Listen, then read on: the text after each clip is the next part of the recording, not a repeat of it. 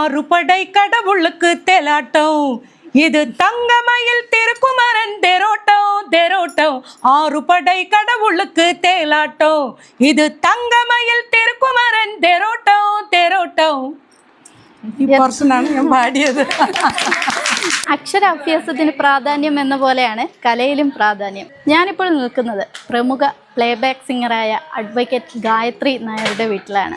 എനിക്ക് ഈ വീട്ടിൽ വരുമ്പോൾ ഒരു പോസിറ്റീവ് എനർജിയാണ്. എന്താണെന്നല്ലേ കാണിച്ചു തരാം.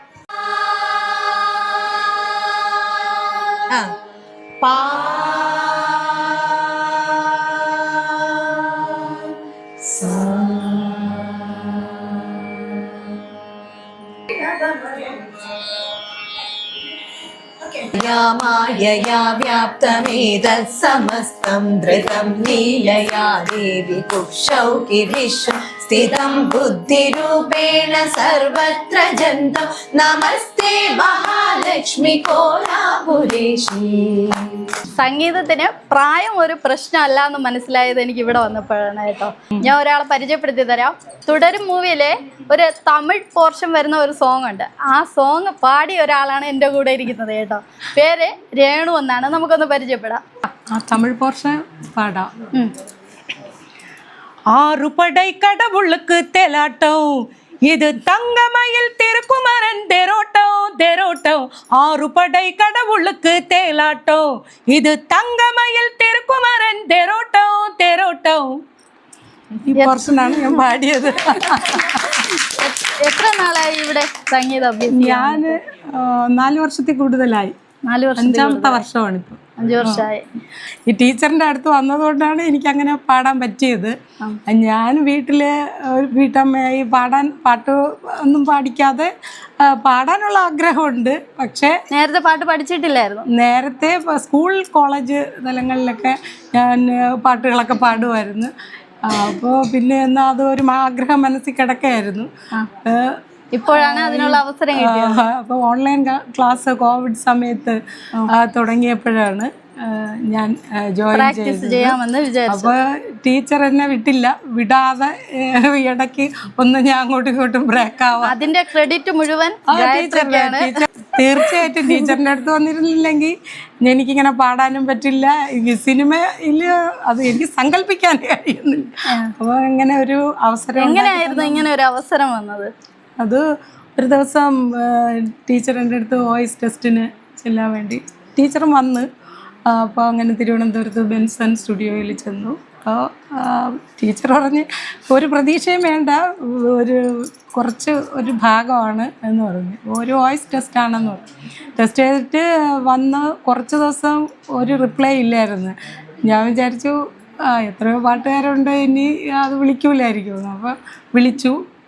അപ്പോൾ വീണ്ടും ഒന്നും കൂടി അത് പാടിച്ചു, ഓക്കെ ആക്കി. എന്തായാലും സോങ് വൈറലായിട്ടുണ്ട് കേട്ടോ. എല്ലാവരും ഏറ്റെടുത്ത ഒരു സോങ് കൂടിയാണ്. കാറ്റോട് മേഘം ചൊല്ലി സ്നേഹാർദ്രമേതോ സ്വകാര്യം മായുന്ന സന്ധ്യേ നിന്നെ തേടി ഈരന്നിലാവിൻ പരാഗം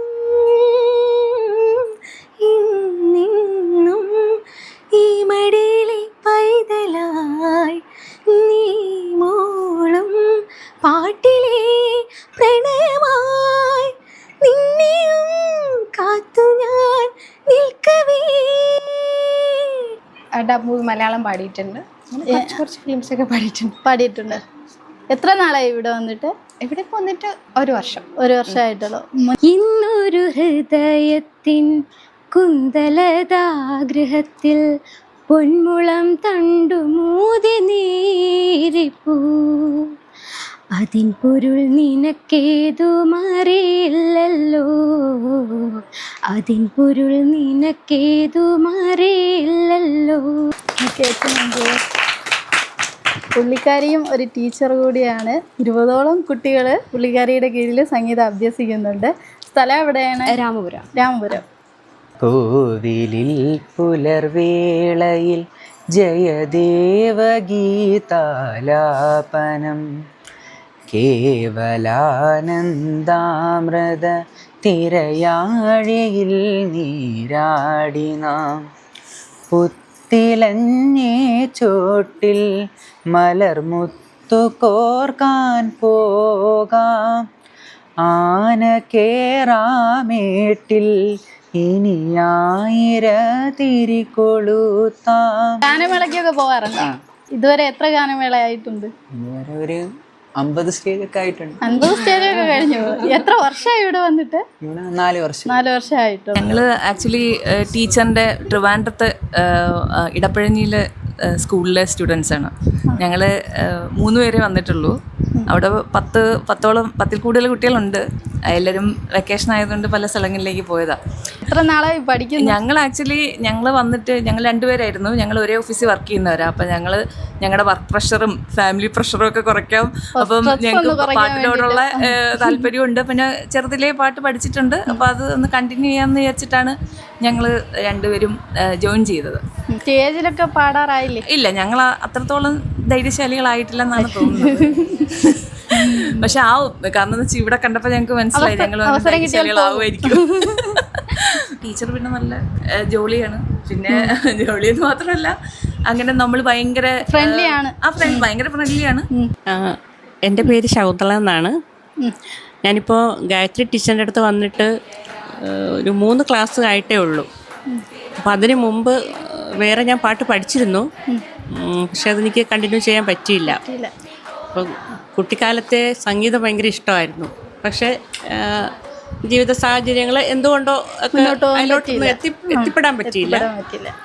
പിന്നെ അത് കഴിഞ്ഞു, പഠിത്തം കഴിഞ്ഞു, വിവാഹം കഴിഞ്ഞു, കുട്ടികളായി, പിന്നെ അവരുടെ കാര്യങ്ങളായി, കുടുംബമായി. അപ്പോൾ എൻ്റെ മക്കളുടെയൊക്കെ കാര്യങ്ങളെല്ലാം ഏകദേശമൊക്കെ ഇതായതിനു ശേഷമാണ് ഒന്ന് ഫ്രീ ആയത്. അപ്പോഴാണ് ഹസ്ബൻഡ് പുറത്തായിരുന്നു ജോലി. അപ്പോൾ അതുകൊണ്ട് 3 ആൺമക്കളാണ്. അപ്പോൾ അവരുടെ കാര്യങ്ങളെല്ലാം A to Z കാര്യങ്ങൾ നോക്കി നടത്തേണ്ടത് ഞാൻ തന്നെ ആയിരുന്നു. അപ്പോൾ ആ തിരക്കുകൾക്കിടയിൽ എനിക്ക് എൻ്റേതായ കാര്യങ്ങൾക്കും എൻ്റെ ആ ഒരു ഇങ്ങനെയുള്ള ആഗ്രഹങ്ങൾക്ക് അതിന് സമയം കണ്ടെത്താൻ പറ്റിയിട്ടില്ലായിരുന്നു. അപ്പോൾ അതെല്ലാം ഒന്ന് കഴിഞ്ഞപ്പോഴത്തേക്കും ആ മനസ്സിൽ ഉറങ്ങിക്കിടന്ന ആഗ്രഹം അപ്പോൾ പുറത്ത് വന്നു. പാടുമായിരുന്നു. പാടുമെന്ന് പറഞ്ഞാൽ നമ്മൾ ഈ സിനിമാ പാട്ടുകളൊക്കെ കേട്ട് അങ്ങനെ പഠിച്ചൊക്കെ മൂളിപ്പാട്ടും പാടി അല്ലാതൊക്കെ അങ്ങനെ പാടിക്കൊണ്ട് നടന്നിരുന്നു. അപ്പോൾ ഈ പഠിക്കണം എന്നുള്ളൊരാഗ്രഹം ഇങ്ങനെ മനസ്സിലൊരറ്റത്തിങ്ങനെ ഉറങ്ങിക്കിടന്നു. ഞാൻ 2-3 പ്രാവശ്യമൊക്കെ ഇങ്ങനെ പോയിട്ട് ബ്രേക്കായ ആളാണ്. ഇനി ഞാൻ അവിടെ വന്നാലെങ്കിൽ എനിക്ക് തുടർന്ന് നന്നായിട്ട് പഠിക്കാം, തീർച്ചയായിട്ടും ഞാൻ 100% ഉറപ്പ് തരാം എന്ന് എന്നോടന്ന് വാക്ക് തന്നു. പക്ഷെ വന്നപ്പോഴത്തേക്കും എനിക്കത് വിശ്വാസമായി. ടീച്ചറിൻ്റെ അടുത്ത് വന്ന 3 ക്ലാസ്സേ ആയിട്ടുള്ളൂ എങ്കിലും എനിക്ക് നല്ലൊരു കോൺഫിഡൻസ് വന്നു. എൻ്റെ പേര് ബീനയാണ്. ഞാൻ വെള്ളായണിയിൽ നിന്നാണ് വരുന്നത്. 5 വർഷം കൊണ്ട് സംഗീതാർച്ചന ചെയ്യുന്നുണ്ട്. എൻ്റെ സ്ഥലം കോഴിക്കോടാണ്. പേര് ശില്പ. ഞാൻ പക്ഷേ ഇവിടെയാണ് ജോലി ചെയ്യുന്നത്. കഴിഞ്ഞ 3 വർഷമായിട്ട് ട്രിവാൻഡ്രത്തുണ്ട്. സോ എൻ്റെ കൊളീഗിൻ്റെ കൂടെയാണ് ഞങ്ങൾ, നമിതയും ഞാനും കൂടെ ഒരുമിച്ചാണ് ചേർന്നിരിക്കുന്നത്. ട്രിവാൻഡ്രം ബാച്ചിലാണ്. ആൻഡ് അവിടെ ഇടപ്പഴഞ്ഞിയിലാണ് ഞങ്ങളുടെ സ്ഥാപനം ഉള്ളത്. എന്നെ സംബന്ധിച്ചിടത്തോളം എനിക്ക് ഒട്ടും കുഞ്ഞിൽ ഞാൻ പഠിച്ചിട്ടുണ്ട്, കലോത്സവത്തിലൊക്കെ പങ്കെടുത്തിട്ടും ഉണ്ടായിരുന്നു. പക്ഷേ ഒരു കോൺഫിഡൻസിൻ്റെ കുറവ് എവിടെയോ വന്നു, ആ ബ്രേക്കൊക്കെ കാരണം. പിന്നെ എനിക്ക് ഒട്ടും പാടാനുള്ളൊരു കോൺഫിഡൻസ് ഇല്ലായിരുന്നു. പക്ഷേ ടീച്ചറുടെ അടുത്ത് കഴിഞ്ഞ 3 മാസമായിട്ട് ഒറ്റ ക്ലാസ്സും തന്നെ പരമാവധി മിസ് ചെയ്യാതെ പോവാറുണ്ട്.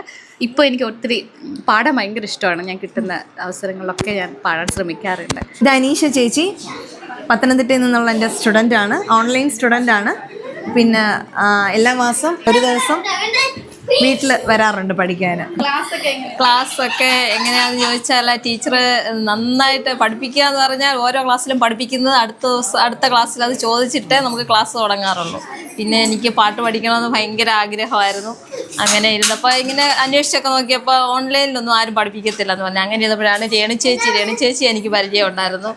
അപ്പോൾ രേണു ചേച്ചി ഇങ്ങനെ ഇവിടെ പഠിക്കുന്നുണ്ട്. ചേച്ചിയുടെ അരങ്ങേറ്റത്തിൻ്റെ ആ സമയത്തൊക്കെ അപ്പോൾ ഇങ്ങനെ ഫോട്ടോ ഒക്കെ ഇട്ട് കഴിഞ്ഞപ്പോൾ ഞാനിങ്ങനെ ചോദിച്ചു, എനിക്കും കൂടെ പഠിക്കണം, ചോദിക്കാൻ പറ്റുമോ ചോദിച്ചു. അപ്പോൾ രേണു ചേച്ചി വഴിയാണ് ടീച്ചറിനെ പരിചയപ്പെട്ടതും ടീച്ചറിൻ്റെ ക്ലാസ് എനിക്ക് കിട്ടിയതും. ഇന്ന് 100ഓളം കുട്ടികളുടെ അധ്യാപിക കൂടിയാണ് ഗായത്രി നായർ. ഇതാണ് നമ്മുടെ പ്രിയ ഗായിക അഡ്വക്കേറ്റ് ഗായത്രി നായർ. നമുക്കൊന്ന് പരിചയപ്പെടാം. ഞാൻ 3 വയസ്സ് മുതൽ സംഗീതം അഭ്യസിക്കുന്നുണ്ട്. എൻ്റെ ആദ്യ ഗുരു അനിൽ സാറ്. അതിനുശേഷം രേഖ ടീച്ചറിൻ്റെ അടുത്ത് പഠിച്ചായിരുന്നു. ടീച്ചർ ഇപ്പോൾ ഇല്ല, ടീച്ചർ മരിച്ചുപോയി.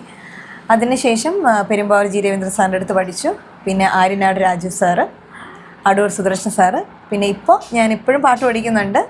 ഗീത ടീച്ചറിൻ്റെ അടുത്താണ് പഠിക്കുന്നത്. അച്ഛനും അമ്മയ്ക്കും പാട്ട് ഒത്തിരി ഇഷ്ടമാണ്. അച്ഛൻ ചെറുതായിട്ടൊക്കെ പാടും, അമ്മയും പാടും, ചെറുതായിട്ടൊക്കെ പാടും. അങ്ങനെ ഒരു നമ്മുടെ ഫാമിലിയിൽ ആരും ഈ ഒരു രംഗത്ത് ആരും ഇല്ല. അച്ഛനൊക്കെ ഭയങ്കര സപ്പോർട്ടാണ്. സ്റ്റേജിലൊക്കെ എങ്ങനെയാണ്, എപ്പോഴാണ് സ്റ്റേജ് പ്രോഗ്രാമിനൊക്കെ 7ാമത്തെ വയസ്സ് മുതലാണ് ഗാനമേള. ഞാൻ 7ാമത്തെ വയസ്സിൽ ജൂപ്പിറ്റർ എന്ന് പറഞ്ഞിട്ടൊരു ട്രൂപ്പ് ഉണ്ടായിരുന്നു.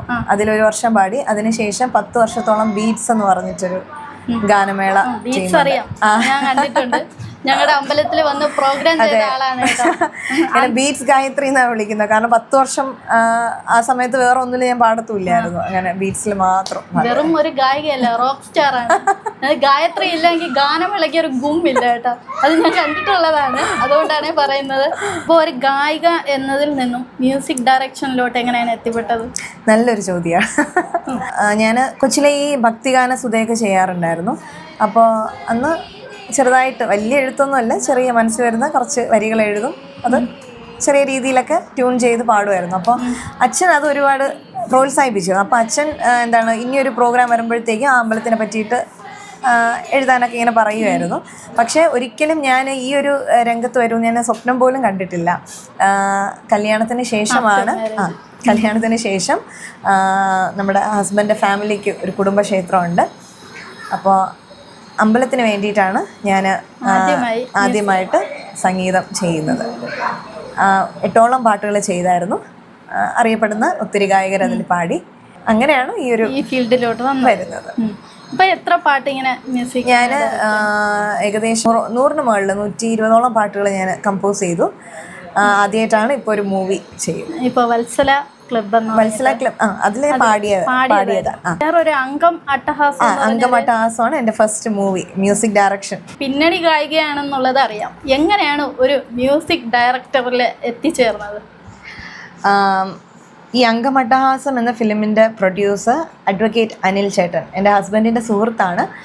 അപ്പോൾ ഹസ്ബൻഡ് ഇതുപോലെ ചേട്ടനോട് ഇങ്ങനെ സൂചിപ്പിച്ചിട്ടുണ്ട്, ഇതുപോലെ വൈഫ് പാട്ടൊക്കെ ചെയ്യും, അപ്പോൾ എന്തെങ്കിലും ഒരു അവസരം ഉണ്ടെങ്കിൽ കൊടുക്കണമെന്ന് പറഞ്ഞിട്ടുണ്ടായിരുന്നു. അങ്ങനെ ഒരു ട്രൈ മാത്രമായിരുന്നു. ആദ്യം ഉറപ്പൊന്നും ഇല്ലായിരുന്നു. എനിക്കറിയില്ലായിരുന്നു ആക്ച്വലി ഒരു മൂവിയാണെന്നൊന്നും എനിക്കറിയത്തില്ലായിരുന്നു. അപ്പോൾ എനിക്ക് ഒരു ലിറിക്സ് തന്നു, സിറ്റുവേഷൻ പറഞ്ഞു. അങ്ങനെ മ്യൂസിക് ചെയ്ത് കൊടുത്തപ്പോൾ അവർക്ക് ഇഷ്ടമായി. പിന്നീടല്ല എനിക്കൊരു സ്വപ്നം പോലെയായിരുന്നു. പിന്നെ ഞാൻ അറിയുന്നത് ഈ ലിറിക്സ് എഴുതുന്നത് BK ഹരിനാരായൺ ചേട്ടനാണ്, പാടുന്നത് വിജയ് യേശുദാസാണ്. ശരിക്കും അതൊരു സ്വപ്നമായിരുന്നു എനിക്ക് ഈ ഒരു അവസരത്തിൽ എനിക്ക് നന്ദി അറിയിക്കാനുള്ള ഈ ഫിലിമിൻ്റെ പ്രൊഡ്യൂസർ അനിൽ ചേട്ടനും ഡയറക്ടറായ സുജിത്തേട്ടനോടത്താണ്. ഒത്തിരി താങ്ക്സ്. അപ്പോൾ ഈ ഫിലിമിൽ അഭിനയിച്ചിരിക്കുന്നത് മാധവ് സുരേഷ്, ഷൈൻ ടോം ചാക്കോ, സൈജു കുറുപ്പ്, ഇവരൊക്കെയാണ് അഭിനയിച്ചിരിക്കുന്നത്. എൻ്റെ ജീവിതത്തിൽ ഒരു ഇൻസിഡൻറ്റ് നടന്നിട്ടുണ്ട് കേട്ടോ. എൻ്റെ മോന് ഒരു വലിയൊരു സർജറി വന്നു. ഒന്നും പറയാതെ തന്നെ അകമഴിഞ്ഞ് സഹായിച്ച 2 വ്യക്തികളാണ്. ഒന്ന് ഗായത്രിയുടെ ഹസ്ബൻഡ് അഡ്വക്കേറ്റ് രാജീവ് ഗാന്ധി. സത്യം പറഞ്ഞാൽ ഒട്ടും പ്രതീക്ഷിക്കാതെയാണ് എൻ്റെ കുട്ടി അത്രത്തോളം ഹെൽപ്പ് ചെയ്തത്. അത് ഞങ്ങൾ ജീവിതത്തിൽ ഒരിക്കലും മറക്കുകയില്ല. ഞങ്ങൾക്ക് വേണ്ടി ഒരു പാട്ട് പാടിത്തരാം. ഏതാണ്? സാധാരണ സ്റ്റേജിൽ അടിപൊളി പാട്ടാണ് പാടുന്നത്. എല്ലാവരും പ്രതീക്ഷിക്കുന്നത് ആ റോക്ക് സ്റ്റാർ എന്ന് പറയുമ്പോൾ അതുപോലത്തെ സോങ് ആയിരിക്കണം. അപ്പോൾ ഗായത്രിയുടെ ആ സോങ് കേൾക്കാനാണ് എല്ലാവർക്കും താല്പര്യം. അതുകൊണ്ട് നമുക്ക് അതുപോലെ ഒരു സോങ് കേൾക്കാം കേട്ടോ. India பொண்ணு தாங்கும் இட்டாலி கண்ணு தாங்கும் நானொரு மின்னல் தாங்கோதல் இருந்த வாங்கும் ஹே மென்னியில் மேக்னெட் தாங்கும் வாழ்க்கையை சாக்லேட் தாங்கும் நானொரு மின்சாரங்கோ தள்ளி நின்று போகும் ரெட் வைன் பாண்டு நான் காஷ்மீர் ஆப்பிள் நான் கோல்டன் ஏஞ்சல் நானே Allegra, Allegra, Allegra, Allegra, Allegra, Allegra, Allegra, Allegra, Allegra, Allegra, Allegra, Allegra, Allegra, Allegra, Allegra, Allegra. ഗാനമേളയിൽ വരുമ്പോൾ ഒരു റോക്ക് സ്റ്റാറാണ്. എന്നാൽ ഈ ഗാനമേളയുടെ കൂട്ടത്ത് സംഗീത കച്ചേരിയും നടത്തുകയാണ്. അതിൽ വരുമ്പോൾ ഞാൻ കടന്നത് വേറൊരു ഗായത്രിയാണ്. ഇത് രണ്ടും കൂടെ എങ്ങനെയാണ് മാനേജ് ചെയ്യുന്നത്? ഗാനമേളയും കച്ചേരിയും രണ്ടും എൻറ്റയർലി ഡിഫറെൻ്റ് ആണ്. ഗാനമേള എന്ന് പറയുമ്പോഴത്തേക്കും അവിടെ വരുന്ന ഓഡിയൻസ് എന്ന് പറയുന്നത് ആസ്വാദനം പ്ലസ് എൻജോയ്മെൻ്റ് ആണ്. പക്ഷേ കച്ചേരി എന്ന് പറയുമ്പോഴത്തേക്കും എന്താണ് ആ ഒരു ടൈപ്പ് ഓഫ് സിംഗിങ് ആണ്. പിന്നെ ഗാനമേള എന്താണ് നമ്മൾ ആ ഒരു മൂഡെന്ന് പറയുന്ന ആളുകളായിട്ട് ഇൻട്രാക്ട് ചെയ്ത് പെർഫോം ചെയ്ത് അങ്ങനെ ആ ഒരു വൈബാണ് പോകുന്നത്. പക്ഷേ ക്ലാസിക്കൽ അതെനിക്ക് ശരിക്കും എൻ്റെ ഗുരുക്കന്മാരോടാണ് നന്ദി പറയാനുള്ളത്. കാരണം അവരില്ലെങ്കിൽ എനിക്ക് ഒരിക്കലും കച്ചേരി ചെയ്യാൻ പറ്റില്ല. മ്യൂസിക് ഡയറക്ടർ എന്ന നിലയിൽ ഇനിയും ഒത്തിരി അവസരങ്ങൾ വരട്ടെ എന്ന് ഞാൻ ആശംസിക്കുകയാണ്. അപ്പം എന്താണ് പ്രേക്ഷകരോട് പറയാനുള്ളത്? അടുത്ത മാസം എൻ്റെ മൂവി റിലീസാണ്. അപ്പോൾ എല്ലാവരും എല്ലാവരുടെ അനുഗ്രഹവും വേണം. ആദ്യമായിട്ടാണ് ഒരു സംഗീത സംവിധായിക എന്ന നിലയിൽ ഞാൻ ഫിലിം ഇൻഡസ്ട്രിയിൽ വരുന്നത്. അപ്പോൾ എല്ലാവരുടെ അനുഗ്രഹവും വേണം. എല്ലാവരും ഫിലിം കാണണം, സപ്പോർട്ട് ചെയ്യണം. Thank you so much.